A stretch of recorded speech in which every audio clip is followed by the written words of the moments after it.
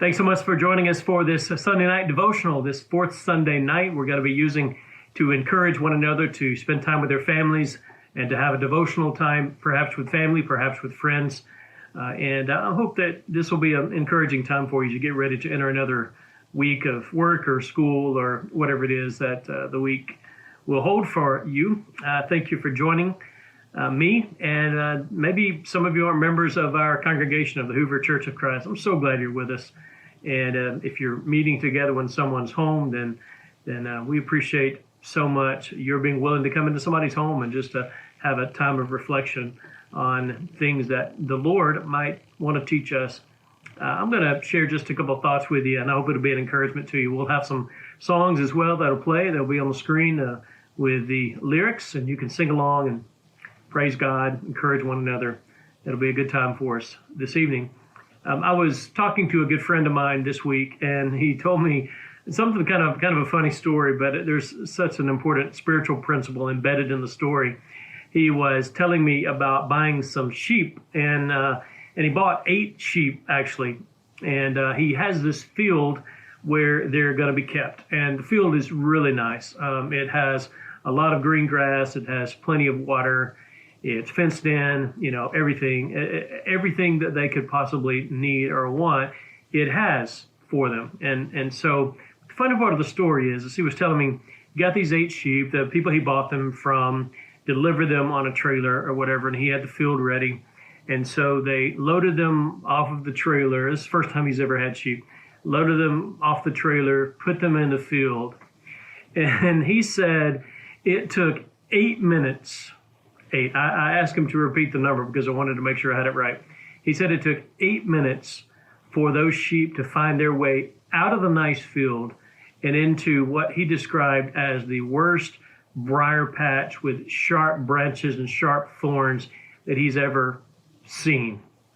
And so 8 minutes after being dropped off into a field that had everything in the world that they needed, green grass, plenty of water, everything, they somehow escaped.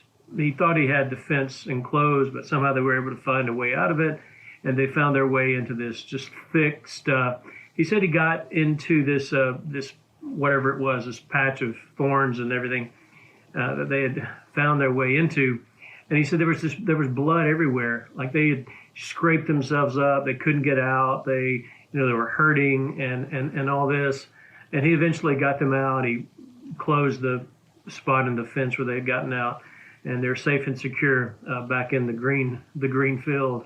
It's funny because that's not funny, I guess, ultimately, but it's kind of funny when you think about these sheep. I mean, we talked about it before. You've probably heard sheep aren't the brightest animals in the world. They're not incredibly smart.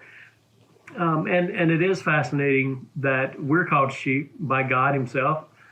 He says that for whatever reason, we display some of the same characteristics as sheep do. And I was thinking when he was telling me that story that happened just a few days ago, actually, that, man, that's like us, That's in so many ways, that's like us. Those sheep had everything that they needed. The green grass, the water, everything was provided for them. But it wasn't what they wanted. For whatever reason, it wasn't what they wanted at that particular time. So they found themselves out in this thorn patch where they hurt themselves and couldn't get out and all that. And I was thinking, and he was, using it as a spiritual illustration as well, how often we do that. God created us. This is the Genesis 1, 2, 3 story, right? God created Adam and Eve, gave them everything they needed, They had this relationship with God, relationship with one another, this everything they needed. Food was provided for them. This beautiful Garden of Eden, but it wasn't enough. They wanted something that they didn't have. And that's a pretty good description of the human condition, isn't it? We want something we don't have. We can have a lot of stuff, but we always want a little bit more. That's why people in affluent countries aren't really any happier than people in non-affluent countries, because the more we get, the more we want, and we always want something more than what we have or something different from what we have.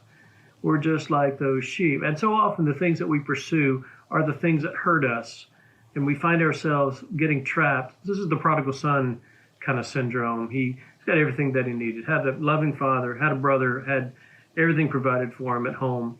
And yet he heard stories of the far country that would make him happy, maybe give him something he didn't have. And so he went out there and he found himself in a briar patch, found himself just hurting and hurting himself. And eventually, of course, he discovered himself, came to himself and realized that, man, home had everything that I wanted. I can't help but think about how that describes the condition of so many of us. Maybe it's something that you could think about this week as well. What are you chasing after? What are you pursuing? It affects us in so many ways. People who have a relationship, a married relationship with a husband or wife, and yet sometimes they think, man, I would like to have a different kind of relationship, or maybe that one would be better. And they start looking for the greener grass when the grass is not any greener there, It's just so many different things. It can be material things. We want more or different things. Jobs. We want a different job or a better job. Just this thing. God has given us what we need. But really the principle here is it's the sin issue. And what it is God has created us for a reason, with a purpose. And he's told us in Scripture how he wants us to live. This is what's best for you. It's not that God is trying to keep from us something special, something that would make us happier. No, God has given us what we need to be content and happy. That's the green grass. That's the water. That's this beautiful meadow, to use the sheep idea, in which to graze and to live. And yet God recognizes, of course, that we, like those sheep, so often go astray. And instead of enjoying the life God has given us, we want a different one. And that different life is not the life God created us to live.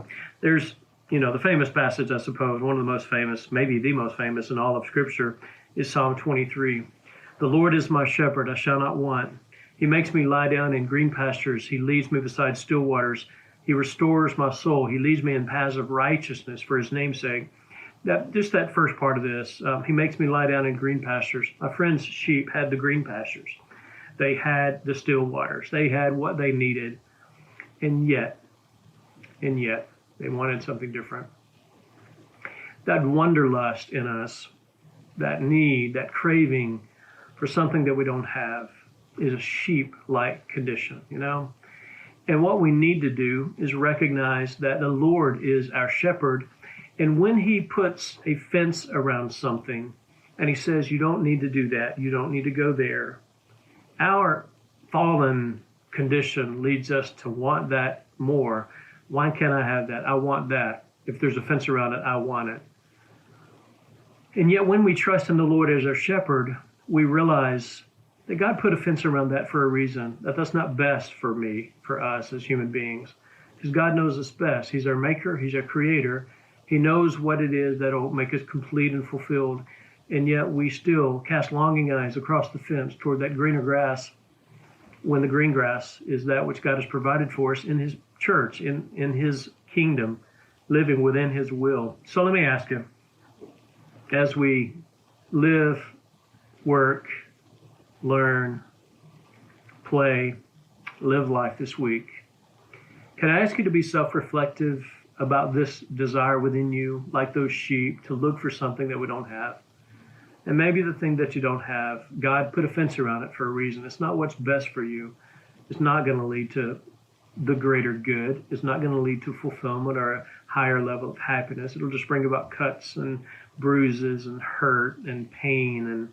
And so often, if we could just realize that before we find our way out of the fence, before we find our way into the thorn patch, if we could just realize God has given us the green pastures and the still water here, and to be content. So he got the sheep back in the pasture. I told you, he fixed the fence. And as far as I know, just a few days later, the sheep are happy. But knowing sheep, there will need to be constant diligence and vigilance maintained in order to keep them there, because they are still sheep and they don't know what's best for them. Same for us. We don't know, through our own effort, through our own minds, our own hearts, are so easily deceived. We don't know what's best for us, but thankfully, we've got a God who looks down on us and knows our helplessness and gives us Scripture and gives us his abiding presence to help us to know how to live. and to live within His will. Thanks so much for joining us for this short devotional tonight. We'll have some songs together, and I hope it's a time of encouragement for you as you seek to walk before Christ uprightly and in holiness. I hope you have a great week. I appreciate so much what you mean to our congregation, and I pray God's richest blessings on you. Let's pray together, and then we'll have some songs. Father, thank you so much for your word, and we thank you that in your word you teach us what it is that's best for us. All sorts of things, Lord, things you don't want us doing, things that you do want us to do. And these are for our good, Lord. We trust in you as our shepherd. And we pray that we would simply submit to you, Lord, and not to think that we've got all the answers figured out, and we need this or that, but we would truly just enjoy the green pastures and the still water that you provide for us within your will. And we trust and we know that'll keep us from so much pain and hurt. Thank you, Lord. Be with our congregation, be with your people everywhere, that we may be a light to this world, that we may be the salt of the earth. We love you and we thank you. In the name of Jesus we pray. Amen. In need of grace, in need of love, in need of mercy raining down from high above, in need of strength, in need of peace, in need of things that only you can give to me. In need of Christ, the perfect Lamb, my refuge strong, the great I am. This is my song, my humble plea. I am your child, I am in need. In need of grace, in need of love, in need of mercy raining down from high above, in need of strength, in need of peace, in need of things that only you can give to me. In need of Christ, the perfect Lamb, my refuge strong, the great I am. This is my song, my humble plea. I am your child, I am in need.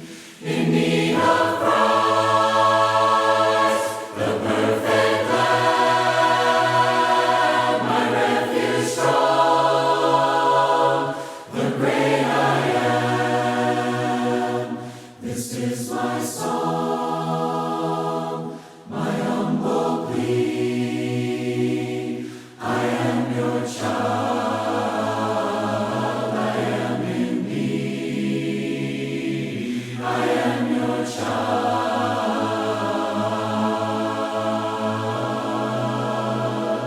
I am in need.